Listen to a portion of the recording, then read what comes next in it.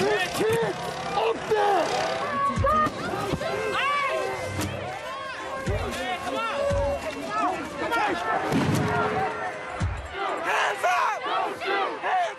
There's something bewildering about America's pent-up rage.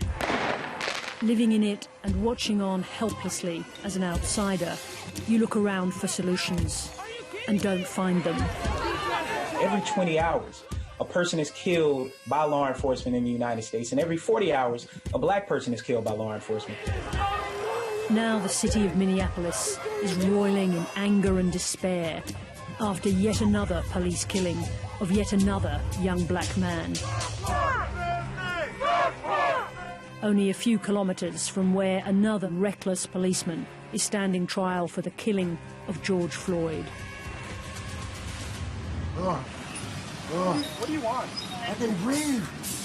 Please, A 46-year-old man calling for his mother with his last breaths. Get in the car. Mama.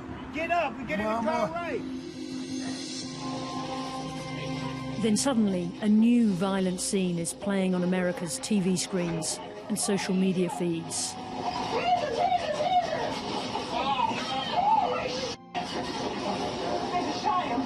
Dante Wright had been pulled over for an expired registration tag and questioned due to an air freshener hanging on his mirror. These sort of things are oftentimes used to justify racial profiling, to justify a stop, and then to justify a search and seizure. Only then did police find a reason to arrest him. It was an outstanding warrant for marijuana, which has largely been decriminalized across the United States. The footage swiftly made public by a police chief facing demonstrators and rioting, desperate to change the narrative away from racist police homicide. This appears to me, from what I've viewed and the officer's reaction and distress immediately after, that this was an accidental discharge.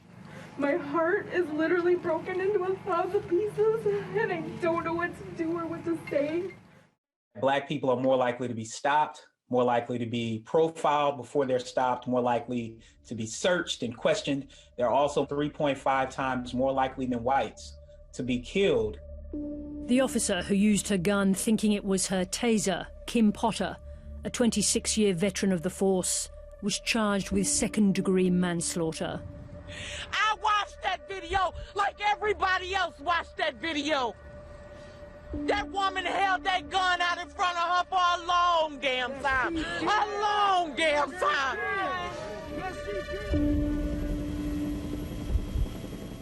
Fears are mounting in an atmosphere of unbearable tension. And as the Floyd trial moves to its climax, yet another video is fueling the anguish. Another random police stop of a black man.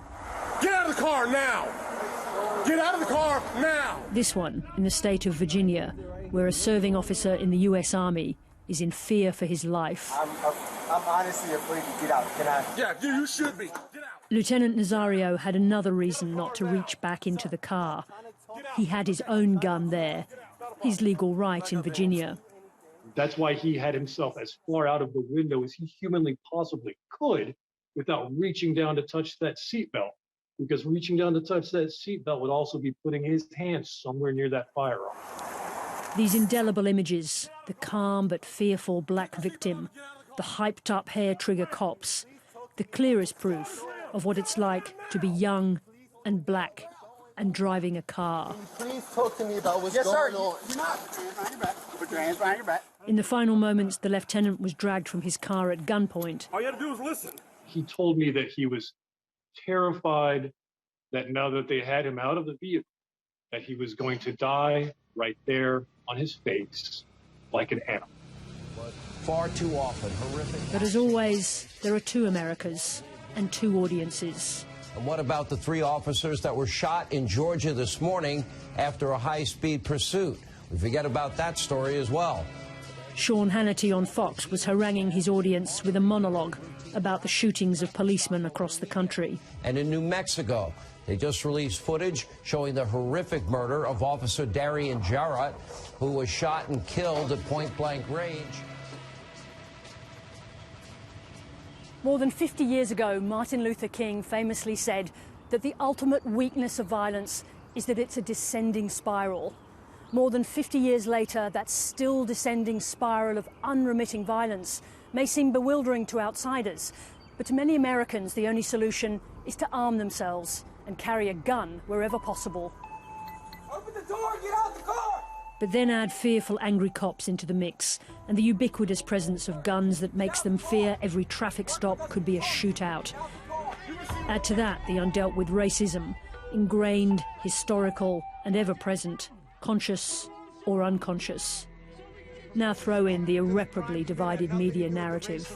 Those are facts. You should try them sometime, rather than trying to burn the country down with your racial rhetoric due to this tragic accident yesterday.